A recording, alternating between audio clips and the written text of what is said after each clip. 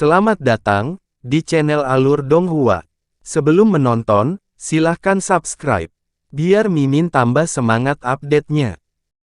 Tan Yun memegang pedang ke tanah di kedua tangan, dia masih berdiri tegak. Berhasil, Tan Xiandi, kamu berhasil membalas dendam. Mata Luo Fan dipenuhi dengan kegembiraan dan air mata. Lebih dari 3.800 murid di belakangnya, bersorak gembira. Kakak Tan perkasa, saudara muda Tan luar biasa. Pada saat ini, Sen Subing menatap Tan Yun dengan tatapan kosong, air mata kepuasan dan kegembiraan menetes dari wajahnya dan hilang tertiup angin. Dia tahu bahwa di balik kemenangan Tan Yun, ada kesedihan untuk Song Hong. Dia tahu rasa sakit di hatinya Tan Yun. Tang Xinying menatap Tan Yun dengan keyakinan yang meningkat. Dia merasa bahwa Tan Yun seperti danau yang dalam, yang membuat orang tidak bisa melihat langsung kedalaman danau. Wajah Lu Yi sangat jelek, dan tubuhnya yang pendek bergetar hebat karena marah. Dia salah perhitungan. Dia sangat kehilangan. Dia awalnya berpikir bahwa setelah Tan Yun terluka parah, dia akan dibunuh oleh 5 murid di bawah sektenya, sehingga dia tidak akan benar-benar malu. Tapi hasilnya, Tan Yun membunuh 5 orang lagi. Pada saat ini, dia tidak bersimpati atas kematian 89 murid, hanya ada kemarahan. Tidak ada belas kasihan bagi murid-murid yang mati dalam kemarahan, tetapi hanya rasa malu yang dibawa murid-murid ini kepadanya. Membuat dia menjadi bahan tertawaan. Han Yong tidak pernah berpikir sampai ke titik seperti itu. Dia ingin membantu saudaranya mempermalukan Sen Subing, jadi dia mengusulkan agar Sen Subing memilih 89 murid untuk melawan 89 murid di bawah saudaranya. Tapi dia melakukan sesuatu yang buruk. Sementara dia menyalahkan dirinya sendiri, dia menatap Tan Yun, dan ada sedikit niat membunuh di matanya. Tan Yun melirik Luwu dan Han Yong, dan akhirnya memusatkan perhatian pada murid-murid di belakang Luwu. Dalam suaranya yang lemah, jangan katakan bahwa tidak memiliki siapapun di bawah penatua yang berjasa, dan saya adalah murid para penatua berjasa, tidak semua semut. Lalu jika aku semut, kamu apa? Debu atau bulu? Jangan menatapku dengan mata kanibal, aku tahu kamu ingin membunuhku, tetapi ada begitu banyak orang yang ingin membunuhku. Begitu komentar ini keluar, Lu Yi sangat marah, murid Tan Yun, kamu tidak bisa sombong. Di antara lebih dari 11.000 murid di belakang Lu Yi, ribuan dari mereka ada di alam pemurnian jiwa tahap kesempurnaan.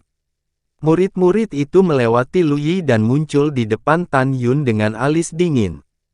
Menunjuk ke Tan Yun. Tan Yun, aku akan menantangmu setelah kamu sembuh. Tan Yun, kamu berani bertarung denganku dalam 3 bulan. Kamu semut yang tidak tahu ketinggian langit, aku ingin mengirimimu pertempuran hidup dan mati. Di hadapan kemarahan ribuan orang, mata Tan Yun adalah ejekan. Sekelompok orang di alam pemurnian jiwa kesempurnaan agung, menantang saya tahap ketiga di alam pemurnian jiwa, haha. Haha, setelah itu, Tan Yun tidak punya kata-kata lagi. Dua kata yang bermakna ini seperti tamparan di wajah semua orang, terasa panas. Semua orang tampak marah, tidak ada tempat untuk melampiaskan, itu sangat tidak nyaman. Tan Yun, jika kamu jenis, kamu akan bertarung. Sebelum seorang murid berteriak, dia ditampar oleh Lu Yi. Lu Yi memandang murid-murid kesempurnaan agung pemurnian jiwa yang tersisa dengan marah, dan meraung. Berkata, apakah kamu pikir itu tidak cukup untuk membuatku malu? Semua kembali dengan penatua ini. Setelah itu, Lu Yi menatap tajam ke arah Tan Yun, lalu naik ke udara dan menghilang di atas taman obat berjasa. Kemudian, diakennya dan lebih dari 11.000 murid mengikuti. Kepala, kita undur dulu. Setelah itu, kecuali tetua kelima Chen Suiyue, para tetua lainnya pergi satu persatu. Tidak lama kemudian, hanya murid Tang Xinying, Chen Suiyue, dan Tang Xinying yang tersisa di luar taman obat berjasa. Hati semua orang menegang, melihat mulut Tan Yun menyemprotkan darah, dia tidak bisa lagi berdiri dengan paksa, dan jatuh ke tanah. Pada saat ini, tidak ada yang memperhatikan bahwa di lautan awan di atas lembah abadi yang berjasa, seorang lelaki tua berjubah hijau di tahun ke-60 menatap Tan Yun yang pingsan. Sesaat kemudian, di bawah gerbang Gunung Huang Fusengzong, di kota Tianpufang, di dalam aula VIP. Mata Tantai Xuanzong yang dalam menatap seorang lelaki tua di depannya. Orang tua ini cukup tinggi, dan wajahnya yang keriput selalu mengungkapkan cahaya dingin dari tulangnya. Hormat ketuan, pembunuhnya belum ditemukan. Pembunuhnya sangat licik dan canggih. Dia membunuh 25 dan di alam rahasia 2 divisi. Mendengar ini, mata Tantai Xuanzong yang dalam memancarkan sentuhan kejutan. Dia diam-diam membudidayakan 2 organisasi besar, salah satunya adalah dengan kode pembunuhan. Yang kedua adalah hukuman Tuhan. Orang tua itu adalah pemimpin organisasi pembunuhan, Huang Fugusong, yang bertanggung jawab untuk secara diam-diam menyelidiki latar belakang gerbang abadi Huang Fusengzong, para kepala suku, tetua, dan bahkan berbagai orang kuno yang di dalam. 2 organisasi besar, pembunuhan dan hukuman, adalah tangan kanan Tantai Xuanzong. Tantai Xuanzong adalah orang biasa-biasa saja di hati orang tua kuno yang merupakan kepala dari berbagai divisi. Tetapi hanya sedikit orang yang tahu bahwa Tantai Xuanzong berdarah dingin dan kejam. Menjadi seorang patriark, dia tidak biasa-biasa saja. Alasan untuk berpura-pura adalah bahwa ia siap untuk pergi, untuk membersihkan orang-orang nakal yang bersembunyi di sekte suci Huangfu. Tantai Xuanzong masih sangat yakin dengan kemampuan membunuh Huang Fugusong, tetapi pada saat ini, dia mendengar bahwa dia tidak menemukan pembunuhnya, dia benar-benar terkejut. Master Sekte, bawahan juga secara pribadi mengunjungi gerbang dalam dan mengamati kematian Murong Hong, Ling Hu Changhe, dan Wu Hong. Bawahan yakin bahwa pembunuh 2 tetua Xianmen Qimai adalah orang yang sama. Huang Fugucong menambahkan, meskipun si pembunuh memiliki metode pembunuhan yang berbeda, dia tidak meninggalkan petunjuk apapun, atau bahkan jejak sisa aura. Oleh karena itu, bawahan menilai itu adalah orang yang sama. Tantai Xuanzong mengangguk sedih, "Yah, raja ini tahu, saya akan menyelidiki masalah ini. Apakah ada hal lain?" "Iya." Mata Huang Fugucong penuh kepercayaan, kembali ke raja, bawahan curiga bahwa tetua ke-18 Murong Sishi, kepala Tang Xinying, dan kepala jiwa suci Xianmen adalah mata-mata. Ada juga masalah dengan Shen Subing, penatua pil abadi. Bawahan hanya curiga, buktinya belum cukup. Mendengar ini, mulut Tantai Xuanzong mencibir. Murong Sishi, Tang Xinying, Shen Subing, Tao Senghun, keempat orang ini tidak bisa menyentuh mereka untuk saat ini. Jika mereka benar-benar mata-mata, Master Sekte ini suatu hari akan membuat mereka tidak bisa makan, dan mencabut kekuatan di belakang mereka. Tantai Xuanzong dengan serius berkata, "Gerbang suci 9 divisi, dan orang tua kuno, apakah Anda menemukan sesuatu?" Huang Fugucong berkata dengan jujur, "Kembali ke raja, Gongsun Yangchun, kepala dari pintu suci, sangat mencurigakan. Selain kepala divisi senjata gerbang suci, divisi jimat, divisi formasi, dan jiwa binatang, ada 30 tetua gerbang suci 9 divisi, dan mereka juga dicurigai. Selain itu, di antara orang-orang tua kuno yang luhur, ada juga orang yang sedang diselidiki." Mendengar ini, Tantai Xuanzong mencibir lagi. Huang Fusengzong seperti sepotong lemak, "Tetapi Anda cacing dan mata-mata yang nakal, apakah Anda benar-benar menganggap saya sebagai patriark?" Saat dia mencibir, Tantai Xuanzong memikirkan musuh yang bersembunyi di sekte. Dia tahu bahwa hari ini Huang Fusengzong seperti kereta di tepi tebing. Jika Anda mulai membunuh mata-mata yang bersembunyi di sekte pada saat ini, Anda pasti akan menggunakan seluruh kekuatan dengan satu serangan. Pada saat itu, itu akan membuat marah kekuatan di belakang mereka. Maka kedua gerbong ini sangat mungkin jatuh dari tebing. Dia tahu lebih banyak lagi bahwa saat ini kereta Huang Fu Shengzong yang hampir lepas kendali membutuhkan tali kekang untuk ditarik kembali dari tepi tebing. Dan kendali ini adalah waktu. Dia perlu waktu untuk mengetahui kekuatan di balik mata-mata. Bahkan untuk lebih banyak waktu.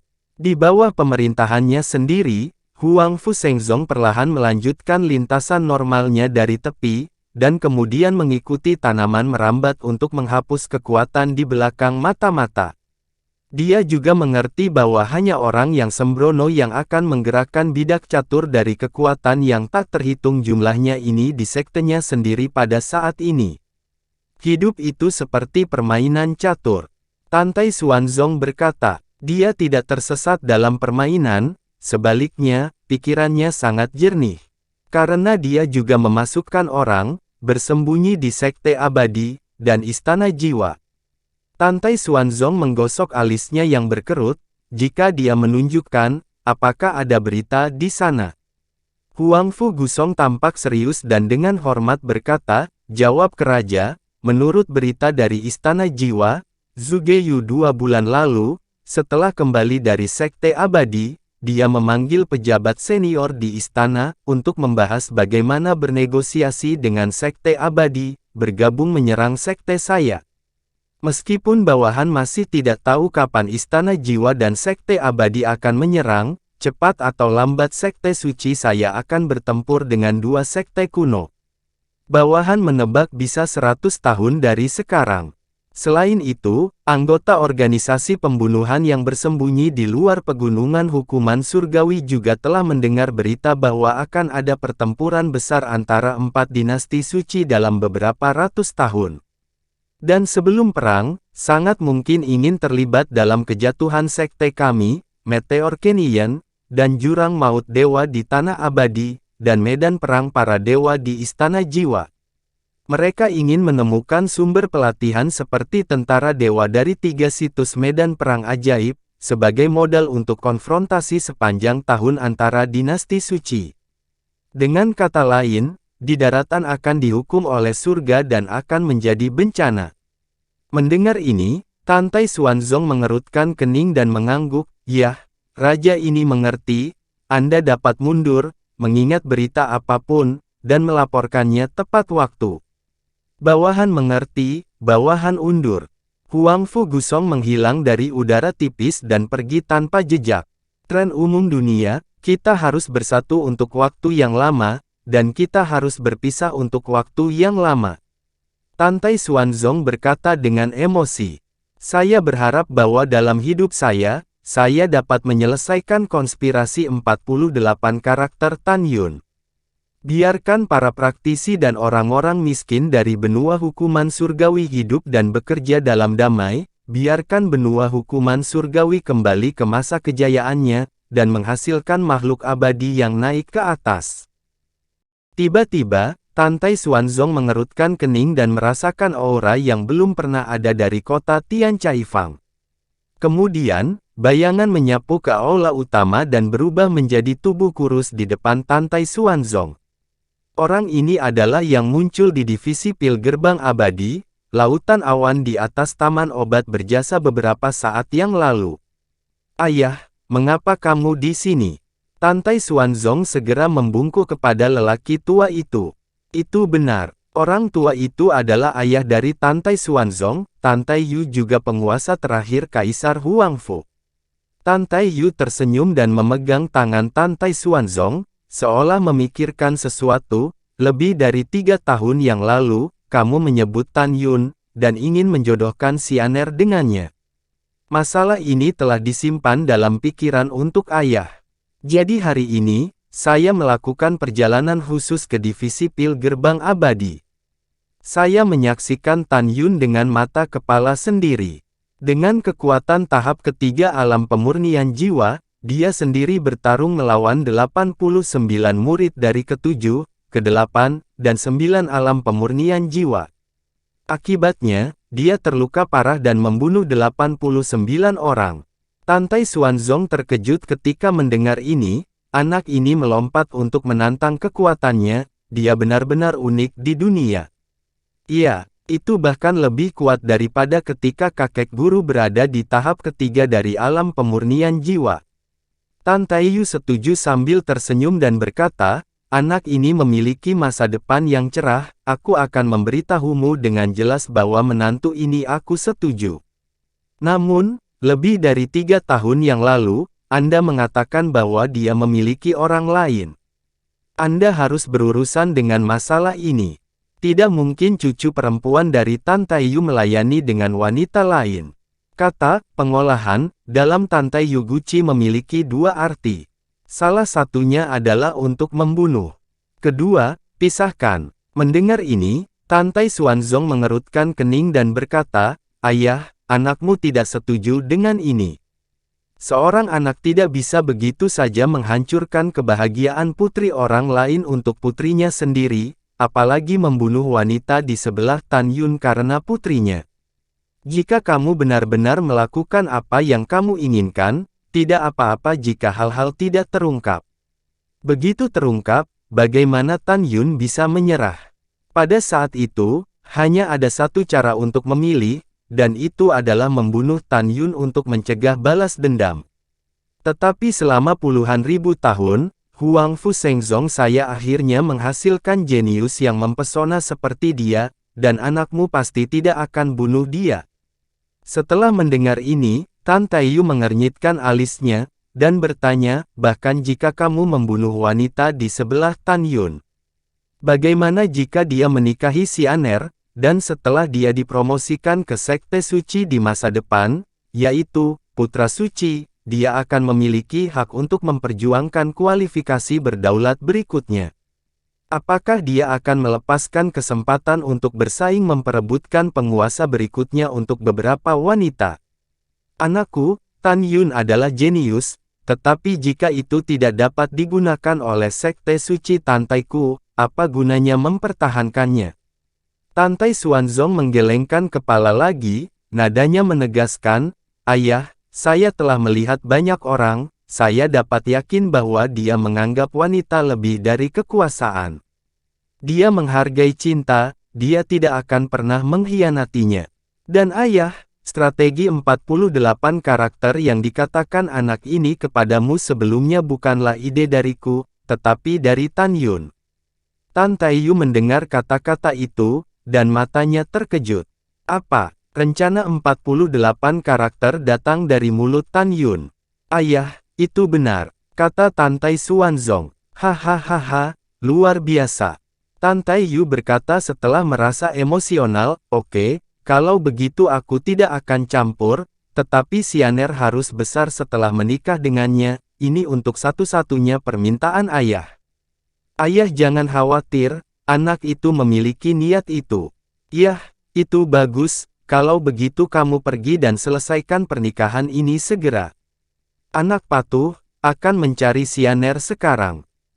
Terima kasih sudah menonton, sampai jumpa di episode selanjutnya. Jangan lupa subscribe, like, dan nyalakan loncengnya. Sampai jumpa.